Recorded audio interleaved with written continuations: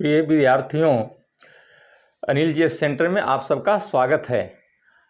अभी तक 14 टेस्ट हम लोग देख चुके। ये प्रीवियस ईयर का टेस्ट हम लोग कर रहे हैं और आज हम लोग शुरू करेंगे टेस्ट नंबर 15 नंबर टेस्ट का क्वेश्चन नंबर 1 देखेंगे। पहला क्वेश्चन है कि किसी काल्पनिक पिंड के अपनी माध्य स्थिति से अधिकतम विस्थापन को क्या कहा जाता है?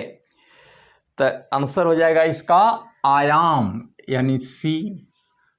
आयाम को इंग्लिश में कहते हैं एम्पलीट्यूड। आयाम का मतलब होता है कण का अधिकतम विस्थापन। मानते हैं कि यहाँ पर कोई कण है, तो यहाँ से कण मान लें कि मैक्सिमम दूरी यहाँ तक तय करता है, तो यह यहाँ से यहाँ तक का दूरी जो हुआ वो कहलाएगा आयाम।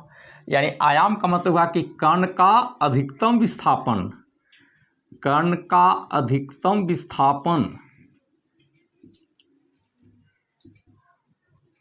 आयाम कहलाता है। तो आयाम एक प्रकार का दूरी है, इसलिए इसका एसआई मात्रक क्या हो जाएगा? मीटर। तो पहला क्वेश्चन का हम लोग देखे सी। अब देखेंगे क्वेश्चन नंबर 2। क्वेश्चन नंबर 2 देखेंगे। 2 में है कि स्थिर ताप पर गैस का आयतन कम करने से उसका दाब, पहला चॉइस है कम होता है, दूसरा पहले बढ़ता है फिर कम होता है, तीसरा बढ़ जाता है, चौथा सभी असत्य है। तो आंसर हो जाएगा इसका सी, माने बढ़ जाता है। जहां आयतन कम होगा तो वहां दाब अधिक होगा। तो एक नियम दिया गया इस पर, इसका नाम है बॉयल्स लॉ, बॉयल का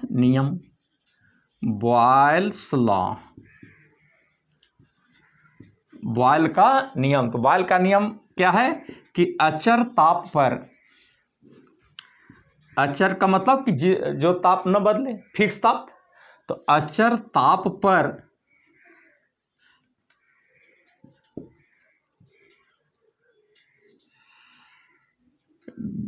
गैस का आयतन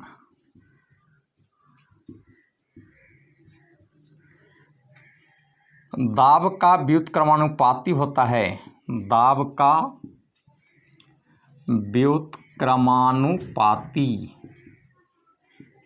व्युत्क्रमानुपाती होता है। इसका मतलब ये हुआ कि दाब बढ़ाएंगे तो आयतन घटेगा, दाब अगर कम है तो आयतन बढ़ेगा। यानी V प्रोपोर्शनल 1/P, जहाँ V को हम लोग कहेंगे आयतन, माने वॉल्यूम, आयतन, अब P माने हो गया प्रेशर यानी दाब।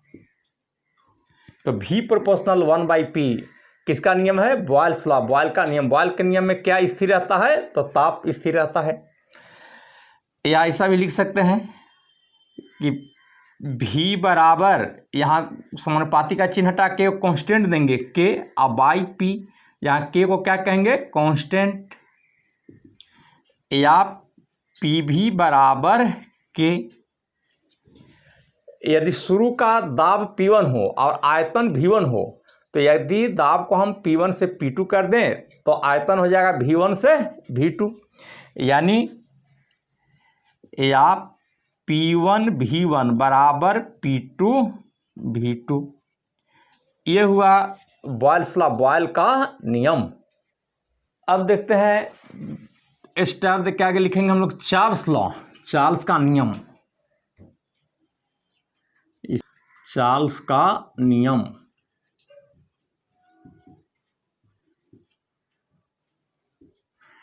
देखिए चार्ल्स का नियम में दाब स्थिर रहता है, तो चार्ल्स लॉ में कहेंगे कि स्थिर दाब पर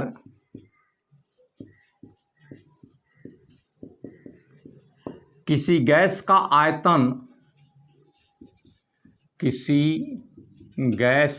आयतन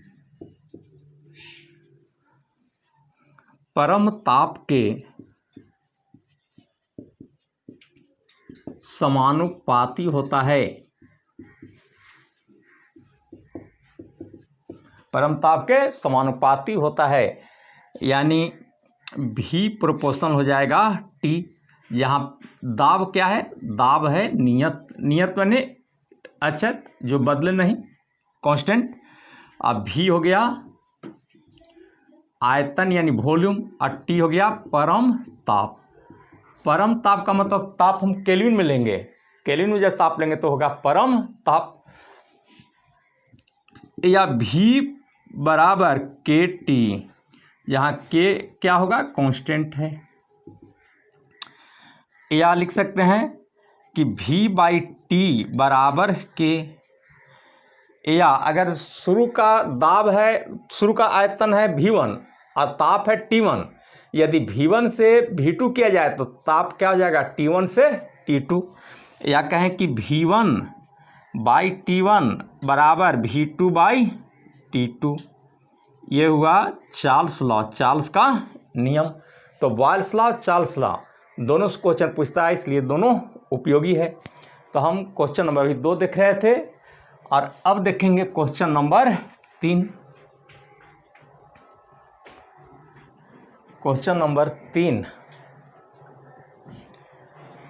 3 में है कि जब अभिकारक तथा उत्प्रेरक दोनों की भौतिक अवस्थाएं समान हो तब उत्प्रेरक क्या कहलाता है।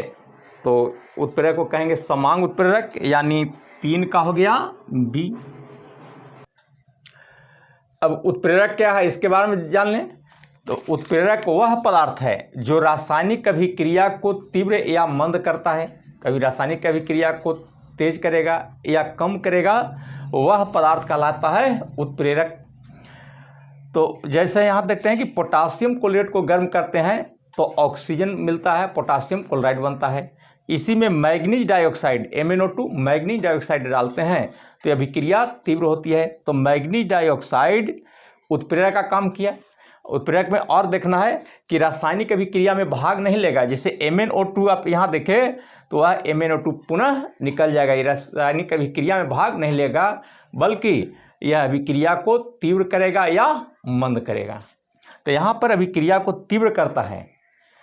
तो 2 काम है ये उत्प्रेरक का, अभिक्रिया को तेज करना भी और मंद करना भी। जब अभिक्रिया को तेज करेगा तो कहलाएगा धनात्मक उत्प्रेरक, और जब अभिक्रिया को मंद करेगा तो कहलाएगा ऋणात्मक उत्प्रेरक। एक देखते हैं समांग उत्प्रेरक, होमोजीनस कैटलिस्ट। समांग उत्प्रेरक, समांग उत्प्रेरक,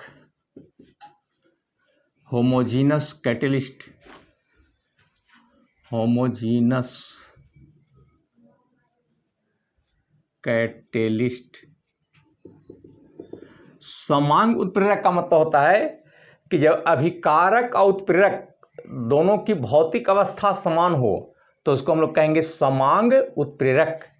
समांग उत्प्रेरक के बारे में क्या कहेंगे कि जब अभिकारक एवं उत्प्रेरक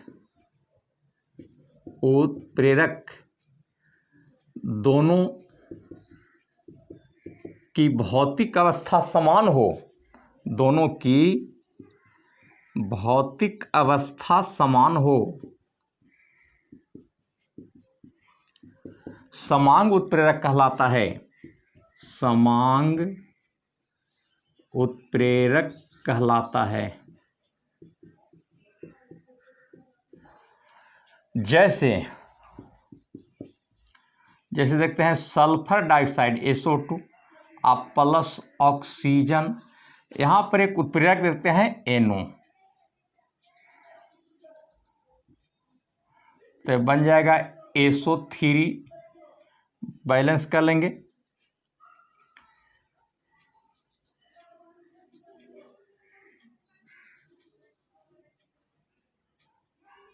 और NO फिर निकल जाएगा।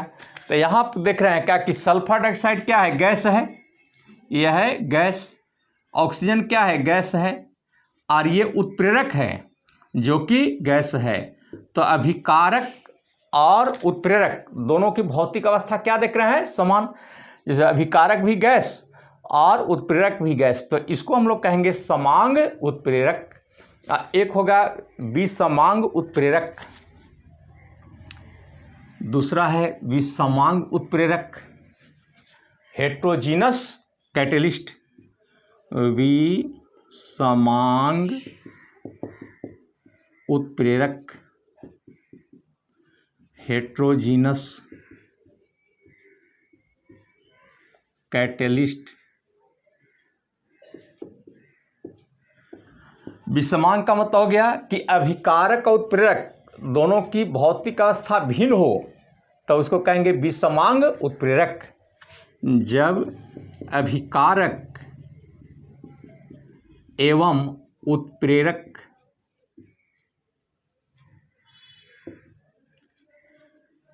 दोनों की भौतिक अवस्था भिन्न हो, भौतिक अवस्था भिन्न हो, विसमांग उत्प्रेरक कहलाता है। विसमांग उत्प्रेरक कहलाता है। जैसे N2 नाइट्रोजन और प्लस हाइड्रोजन बनता है अमोनिया।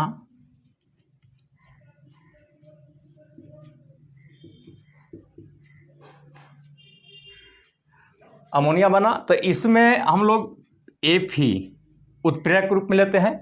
तो नाइट्रोजन क्या है? गैस है, हाइड्रोजन गैस है, और Fe जो हुआ लोहा वो क्या है? सॉलिड है। तो यहाँ उत्प्रेरक और अभिकारक दोनों की अवस्था भिन्न हो गया। S लिखे हैं सॉलिड के लिए, तो Fe सॉलिड है, उत्प्रेरक सॉलिड है और अभिकारक गैस है, तो दोनों की भौतिक अवस्था क्या हुआ? भिन्न भिन्न। तो इसको कहा जाएगा विसमांग उत्प्रेरक। तो ये देख रहे थे क्वेश्चन नंबर 3 का बी देखे, और अब चलते हैं क्वेश्चन नंबर 4। क्वेश्चन नंबर 4 में देखिए, 4 में है कि नाभिकीय विखंडन में ट्रिगर क्या है? पहला चॉइस है इलेक्ट्रॉन, दूसरा न्यूट्रॉन, पॉजिट्रॉन, प्रोटॉन। तो इसका हो जाएगा न्यूट्रॉन यानी बी। देखिए नाभिकीय अभिक्रिया में जैसे मान लीजिए यूरेनियम लेते हैं 92 और 235, तो इसको न्यूट्रॉन से आघात कराते हैं। न्यूट्रॉन कैसा रहता है? तो मंद गति वाला न्यूट्रॉन, मंद गति वाला न्यूट्रॉन। तो हम लोग आघात किससे कराए? मंद गति वाले न्यूट्रॉन से। तो यूरेनियम पर जब मंद गति वाले न्यूट्रॉन से आघात कराते हैं तो यह 2 भाग में टूट जाता है, बेरियम और क्रिप्टन, और 3 न्यूट्रॉन मुक्त होता है। तो इस तरह से यहाँ ट्रिगर का काम कौन कर रहा है? तो मंद गति वाला न्यूट्रॉन। तो आंसर हो जाएगा इस 4 का बी। अब देखिए कि न्यूट्रॉन के गति को मंद करने के लिए मंदक का यूज किया जाता है। अब मंदक के रूप में भारी जल या ग्रेफाइट का यूज होता है। तो मंदक पूछता है कि मंदक का काम क्या है? तो मंदक कहते हैं मॉडरेटर। मॉडरेटर मंदक क्या है? तो मंदक वह पदार्थ है जो न्यूट्रॉन के गति को मंद करता है। न्यूट्रॉन के गति को मंद करता है, वो कहलाएगा मंदक। अब मंदक के रूप में लेते हैं भारी जल। भारी जल इसको लिखते हैं D2O, ड्यूटेरियम ऑक्साइड या ग्रेफाइट। तो भारी जल को लिखते हैं ड्यूटेरियम ऑक्साइड, D2O, ग्रेफाइट। ये है मंदक जो न्यूट्रॉन के गति को मंद करता है। एक होता है कंट्रोल्ड रड, नियंत्रक छड़, जो अभिक्रिया को नियंत्रित करेगा।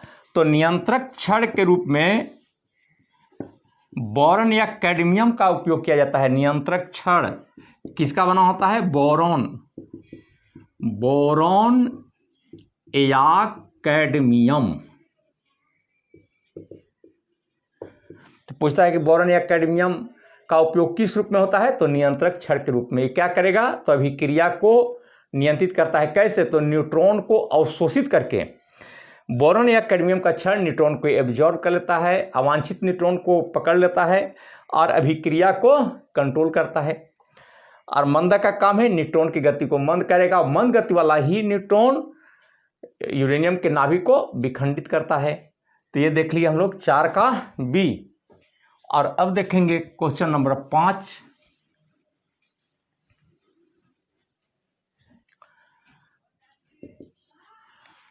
पाँच में है कि कैल्शियम कार्बाइड पर जल डालने से क्या बनता है। कैल्शियम कार्बाइड पर जल की अभिक्रिया से क्या बनता है।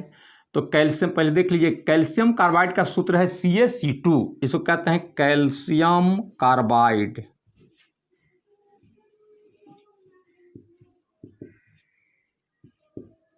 और इस पर जल देते हैं H2O, तो बनता है C2H2 plus CaOH whole twice.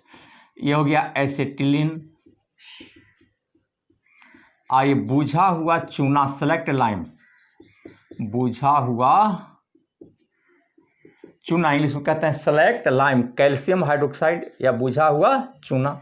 आई हो गया एसिटिलीन। इसी एसिटिलीन से कच्चा फल पक जाता है। तो कच्चे फल को पकाने के लिए हम लोग एसिटिलीन का उपयोग करते हैं। एसिटिलीन कहाँ से आता है, तो कैल्शियम कार्बाइड से। जो कहते हैं कि फल में कार्बाइड दे करके पकाया जाता है, फल को पकाते हैं कार्बाइड देकर। तो कार्बाइड कौन सा, तो कैल्शियम कार्बाइड। उस पर जल का फुहारा देंगे तो ये रिएक्शन करेगा, रिएक्शन के फलस्वरूप एसिटिलीन गैस बनेगा, जिससे फल पक जाता है। तो आंसर इसमें कौन सा हो जाएगा, तो आंसर होगा इसमें सी, 5 का सी हुआ। अब देखते हैं क्वेश्चन नंबर 6 नंबर क्वेश्चन 6 में है कि धातुएं निम्नलिखित अभिक्रिया द्वारा गर्म होती है। चालन, संवहन, विकिरण, संवहन, विकिरण। तो धातुएं गर्म होती है चालन विधि द्वारा, यानी ए। उष्मा संचारण की 3 विधि है। पहला है चालन यानी कंडक्शन। कंडक्शन चालन में क्या होता है, मान लोहा का एक छड़ है, उसका एक सिरा गर्म करेंगे तो दूसरा सिरा भी गर्म हो जाता है। कारण क्या है कि छड़ का एक कण उष्मा को लेता है, दूसरा कण में देता है, दूसरा कण तीसरा कण को देगा। इस प्रकार से उष्मा एक कण से दूसरे कण में पहुंचेगा, लेकिन इसमें कण का स्थानांतरण नहीं होता है। तो इस विधि को हम लोग कहते हैं चालन। तो चालन किस में होता है, ठोस में। एक होता है संवहन, संवहन कन्वेक्शन। कन्वेक्शन, कन्वेक्शन में क्या है कि हम कोई पदार्थ को गर्म करते हैं तो हल्का होकर ऊपर उठेगा और ऊपर से भारी पदार्थ नीचे आएगा। इस तरह से सारा पदार्थ गर्म हो जाता है। तो इसमें कण का स्थानांतरण होता है, नीचे से कण ऊपर जाएगा, ऊपर से कण फिर नीचे आएगा। तो द्रव और गैस का गर्म होना संवहन का उदाहरण है। तो संवहन विधि, चालन विधि द्वारा क्या गर्म होगा, ठोस, और संवहन विधि द्वारा द्रव और गैस। एक होता है विकिरण। विकिरण को लिखते हैं रेडिएशन। तो विकिरण का मतलब होता है कि जब उष्मा के संचरण के लिए कोई माध्यम की आवश्यकता नहीं हो, अर्थात उष्मा बिना माध्यम का गमन करे, तब इस विधि को हम लोग कहेंगे विकिरण यानी रेडिएशन। जैसे सूर्य के उष्मा से पृथ्वी का गर्म होना, इसमें किसी माध्यम की आवश्यकता नहीं होती है। तो इस तरह से अभी हम लोग चालन, संवहन और विकिरण के बारे में देखे। अर्थात क्वेश्चन नंबर अभी 6 देख रहे थे, 6 का हो गया ए। और अब देखेंगे क्वेश्चन नंबर 7। क्वेश्चन नंबर 7 में देखेंगे, क्वेश्चन 7 बहुत उपयोगी है। 7 में है कि 100 डिग्री सी के जल की कुछ मात्रा को उसके दुगने मात्रे के जल के साथ मिलाते हैं, जिसका ताप 70 डिग्री सी है, तब मिश्रण का ताप क्या होगा। बहुत उपयोगी क्वेश्चन है। तब देखिए कि माना कि मिश्रण का ताप T डिग्री सी, माना कि मिश्रण का ताप T डिग्री सी है, और उष्मा के लिए एक सूत्र लिखते हैं, Q बराबर होता है ms डेल्टा T, जहाँ Q हो गया उष्मा, M मात्रा या द्रव्यमान, S को कहेंगे विशिष्ट उष्मा, और डेल्टा टी हो गया तापांतर, डेल्टा टी तापांतर। अब एक सूत्र और इसमें है कि किसी पदार्थ को जितना ऊष्मा देंगे दूसरा पदार्थ उतना ग्रहण करेगा। कौन सी बात है कि किसी पदार्थ को हम जितना ऊष्मा देंगे उतना ही ऊष्मा वो प्राप्त करेगा। यानी दी गई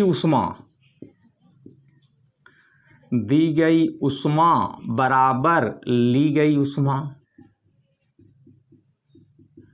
ऊष्मा के लिए सूत्र जानते हैं Q बराबर mH डेल्टा T।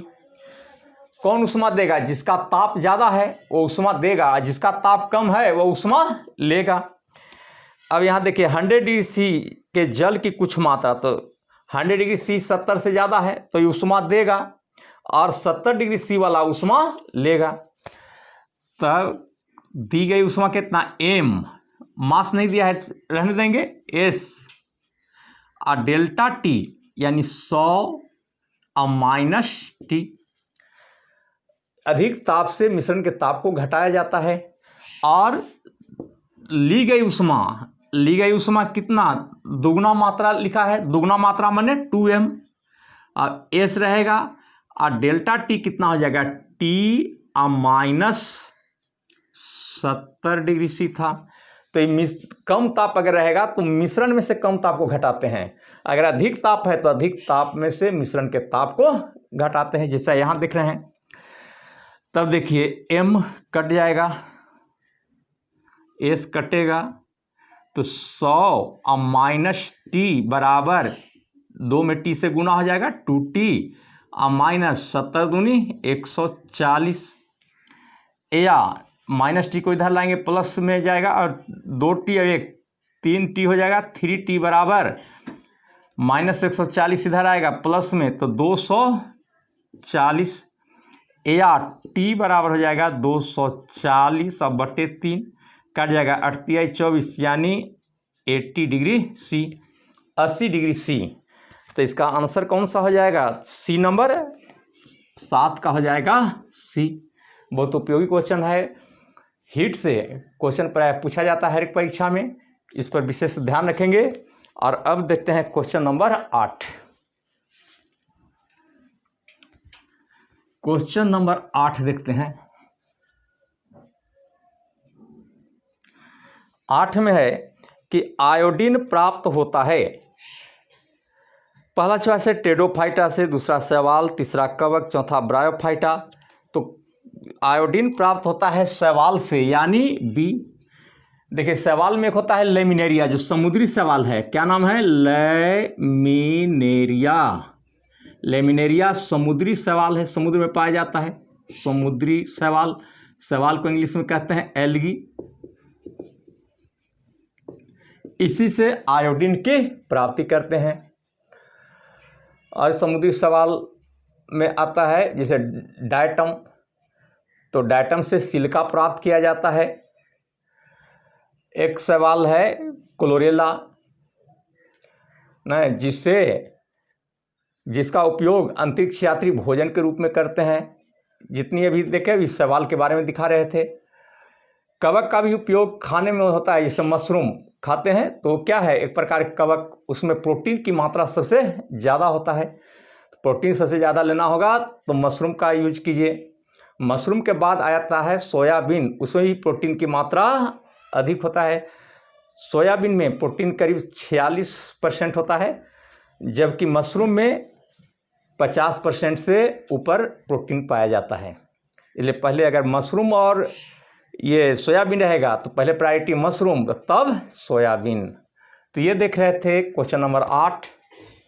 और अब देखते हैं क्वेश्चन नंबर 9। क्वेश्चन नंबर 9 देखें। 9 में है कि निम्नलिखित में कौन सा तृतीय श्रेणी का लीवर का उदाहरण है? तो इसका आंसर हो जाएगा चिमटा यानी 9 का बी। लेकिन अब जानना है कि उत्तोलक होता क्या है। तो उत्तोलक के बारे में कहेंगे कि उत्तोलक एक दृढ़ छड़ है, दृढ़ माने मजबूत, एक दृढ़ छड़ है जो किसी बिंदु के परितः घूम सकता है। तो उत्तोलक में 3 बिंदु पर विचार करते हैं, 3 पॉइंट पर विचार करते हैं। पहला हो गया आयास, जहाँ पर आप बल लगाते हैं वो है आयास। आलम यानी कि उत्तोलक के लीवर जिस पॉइंट पर घूमता है या घूम सकता है वो कहलाएगा आलम। अब बोझ जहाँ लीवर कार्य करता है वह बिंदु कहलाएगा बोझ या भार। तो उत्तोलक में 3 पॉइंट दिखाए, आयास, आलम और बोझ। तो उत्तोलक को हम लोग 3 पार्ट में बांटते हैं, प्रथम श्रेणी का लीवर या उत्तोलक, द्वितीय श्रेणी का लीवर और तृतीय श्रेणी का लीवर। अब देखना है कि प्रथम श्रेणी के लीवर में कौन कौन से आते हैं, इसका उदाहरण पूछते रहता है। प्रथम श्रेणी को कैसे आप पहचान करेंगे, अब देखेंगे प्रथम श्रेणी का लीवर।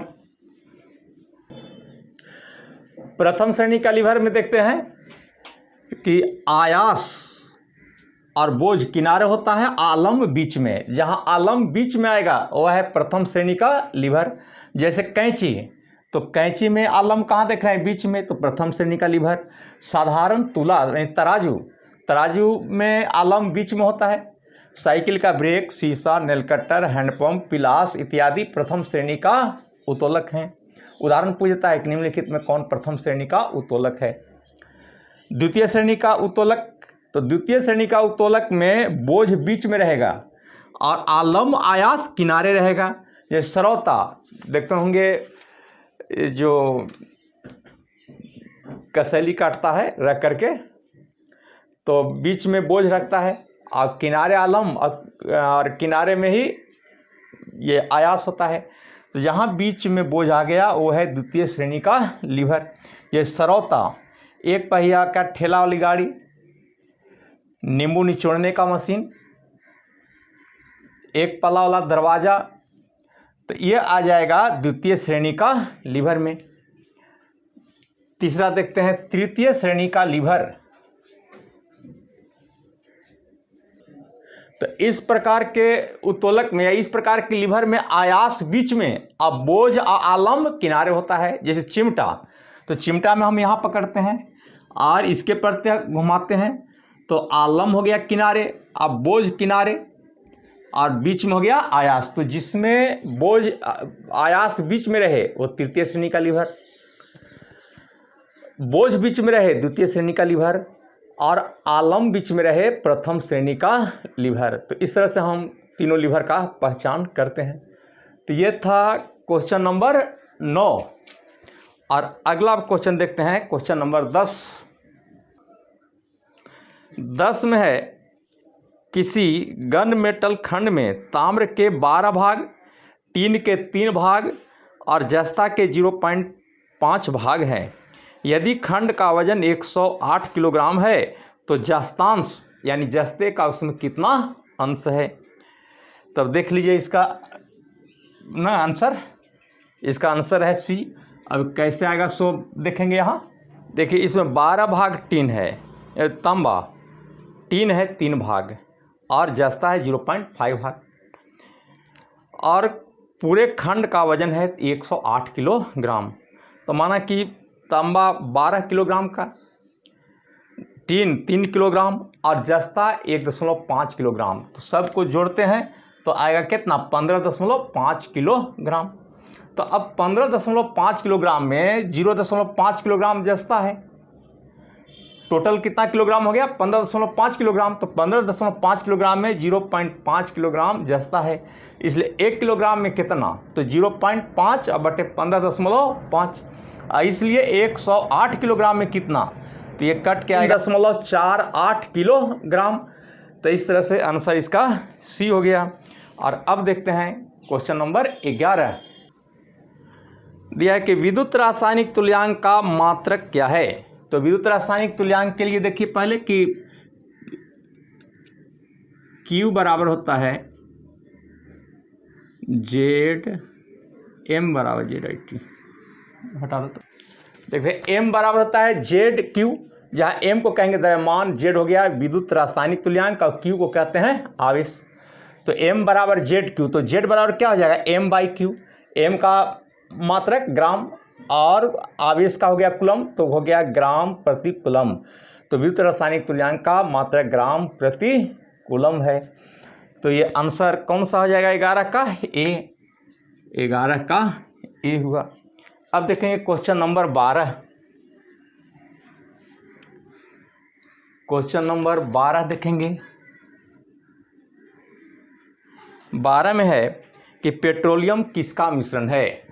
तो पेट्रोलियम का मतलब होता है कि चट्टान से प्राप्त तेल, पेट्रा, और ऑयल, पेट्रा माने चट्टान, ऑयल माने तेल, तो यानी खनिज तेल हुआ एक तरह का। खनिज तेल क्या है, तो हाइड्रोकार्बन है। हाइड्रोकार्बन का मतलब कि वैसे यौगिक जिसमें कार्बन और हाइड्रोजन होता है। तो पेट्रोलियम क्या है, तो एक प्रकार का हाइड्रोकार्बन है। तो आंसर हो जाएगा 12 का ए। अब देखते हैं क्वेश्चन नंबर 13। 13 में है कि 5 हेनरी के कॉइल से गुजरने वाले करंट 2 एम्पियर पर सेकेंड की दर से घट रही है, तो कॉइल में विकसित ईएमएफ का मान क्या होगा।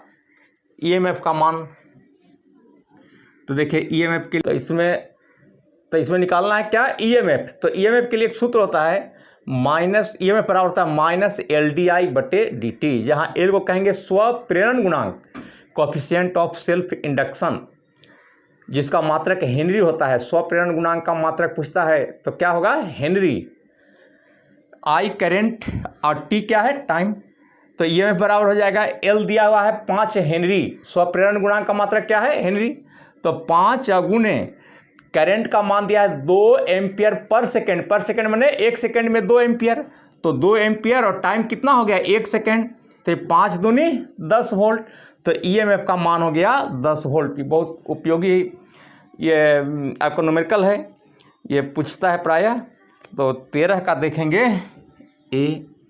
अब देखेंगे क्वेश्चन नंबर 14।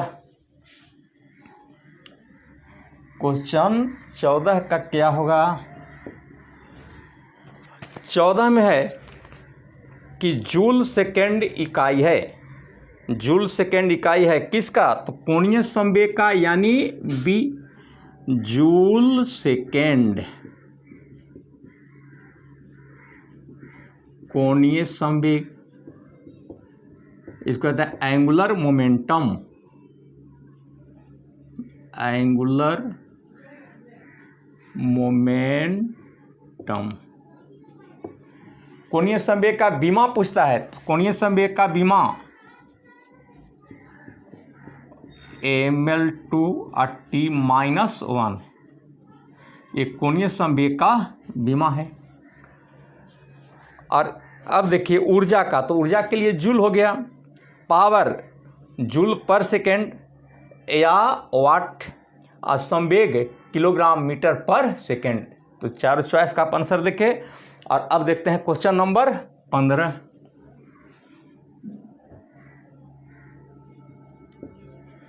15 में है कि आमीटर बना होता है।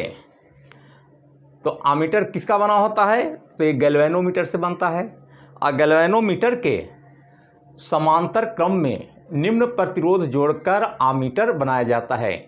आमीटर क्या है, तो आमीटर एक यंत्र है जिसके द्वारा विद्युत धारा का माप लेते हैं।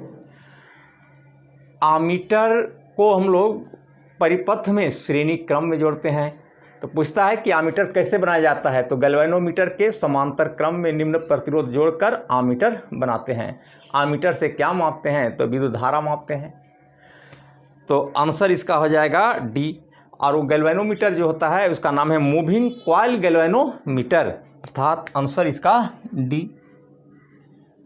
तो 15 का हो गया डी। अब है 16 नंबर, क्वेश्चन नंबर 16। 16 में है कि हमें किसके कारण प्रतिध्वनि सुनाई देती है। प्रतिध्वनि कहते हैं इको। इको का मतलब क्या होता है कि जैसे हम लोग बोले तो ध्वनि किसी अवरोध से टकराकर जब हमारे कान तक पहुंचती है और जो हम ध्वनि सुनते हैं वो कहलाता है प्रतिध्वनि। फिर से जान लें कि ध्वनि किसी अवरोध, अवरोध माने बाधा, किसी अवरोध से टकराकर लौटती है और हमारे कानों तक जाती है, उसका नाम है प्रतिध्वनि। इंग्लिश में कहते हैं इको। और स्पष्ट प्रतिध्वनि सुनने के लिए श्रोता को अवरोध से लगभग 17 मीटर की दूरी पर होना चाहिए, या 16.6 मीटर की दूरी पर होना चाहिए कम से कम। इससे अगर कम पर रहा तो हम स्पष्ट प्रतिध्वनि नहीं सुन पाते हैं। तो ये क्वेश्चन पूछता है कि स्पष्ट प्रतिध्वनि सुनने के लिए श्रोता को अवरोध से कितना दूरी पर होना, कम से कम कितना दूरी पर होना चाहिए, तो 16.6 मीटर अर्थात लगभग 17 मीटर की दूरी पर होना चाहिए। ज़्यादा होगा उससे दिक्कत नहीं, हम प्रतिध्वनि सुनेंगे, लेकिन 16.6 से कम होगा तो हम स्पष्ट प्रतिध्वनि नहीं सुन पाएंगे। तो ये हो गया 16 नंबर का बी, 16 का हो गया बी। अब देखते हैं क्वेश्चन नंबर 17। 17 में क्या है कि 4 बिट्स वाली एक द्विआधारी क्या कहलाता है। तो 4 बिट को हम लोग कहते हैं एक निबल। 4 बिट, तो 4 बिट का हम लोग कहते हैं एक निबल। 8 बिट का एक बाइट, 1024 बाइट का होता है एक किलोबाइट, फिर 1024 किलोबाइट को एक मेगाबाइट, 1024 मेगाबाइट को एक गीगाबाइट, जिसको आप जीबी लिखते हैं, जो 1 GB 2 GB, तो जीबी का होना है गीगाबाइट या गीगाबाइट भी कहते हैं। और 1024 गीगाबाइट बराबर एक टेराबाइट, टीबी का मतलब टेराबाइट। तो इस तरह से इसमें क्वेश्चन पूछते रहता है, कभी निबल पूछेगा, कभी मेगाबाइट, गीगाबाइट। ये उपयोगी है क्योंकि इसका बार बार हम यूज में लाते हैं। तो 17 नंबर का हो जाएगा आंसर बी। इसे भी क्वेश्चन पूछता है। और क्वेश्चन नंबर देखेंगे 18। 17 क्वेश्चन हो चुका, अब क्वेश्चन नंबर देखते हैं 18। 18 में है कि 1 एम्पियर धारा संगठित करने के लिए कुल कितने इलेक्ट्रॉन की जरूरत होगी। कितना करंट दिखाना है, 1 एम्पियर की धारा। तो 1 एम्पियर की धारा के लिए तो देखिए I बराबर होता है NE/T, जहां I करंट हुआ, N नंबर ऑफ इलेक्ट्रॉन मतलब प्रति सेकंड कितना इलेक्ट्रॉन प्रवाहित हो रहा है, E हो गया इलेक्ट्रॉन पर चार्ज और T हो गया समय। तो I बराबर क्या होता है NE/T। अब N निकालना है तो IT/E हो गया। I माने करंट, 1 एम्पियर की धारा प्रवाहित हो रही है, तो करंट को हम कह सकते हैं माने एम्पियर को कि 1 कूलम की धारा, 1 कूलम की धारा 1 सेकंड तक प्रवाहित होती है, तो उसको हम कहते हैं 1 एम्पियर।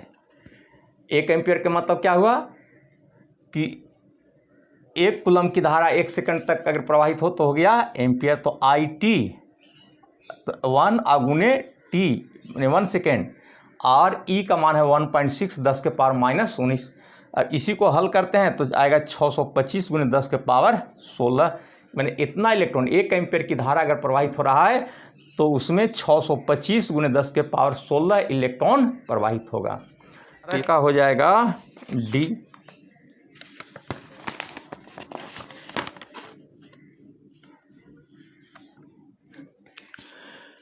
अब क्वेश्चन नंबर 19 देखते हैं कि परमाणु त्रिज्या को की अभिव्यक्ति होती है माइक्रोन से, मीटर में, किलोमीटर में, एंगस्ट्रॉम में। तो इसका आंसर हो जाएगा एंगस्ट्रॉम, यानी 19 का डी। एंगस्ट्रॉम कहते हैं कि 10 के पावर -10 मीटर बराबर होता है 1 एंगस्ट्रॉम। एंगस्ट्रॉम, 1 एंगस्ट्रॉम में कितना होता है 10 के पावर -10 मीटर। ये परमाणु की त्रिज्या इससे ज्ञात करते हैं। और नाभिक का आकार हम लोग फर्मी में ज्ञात करते हैं। ये 10 के पावर -15 मीटर को कहते हैं 1 फर्मी मीटर। तो इसे नाभिक का आकार ज्ञात करते हैं फर्मी में, ऐसे परमाणु की त्रिज्या।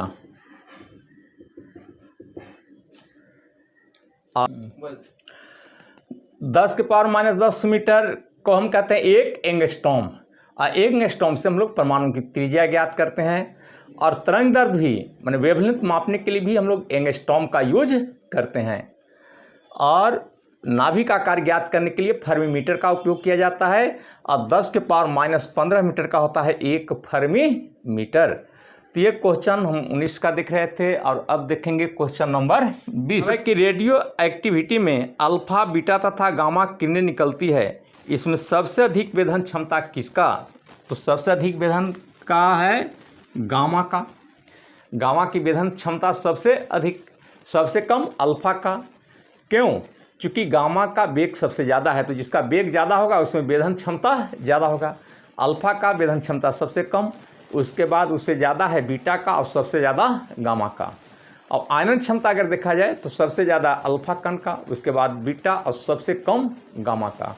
तो वेधन क्षमता किसका ज़्यादा है? गामा का।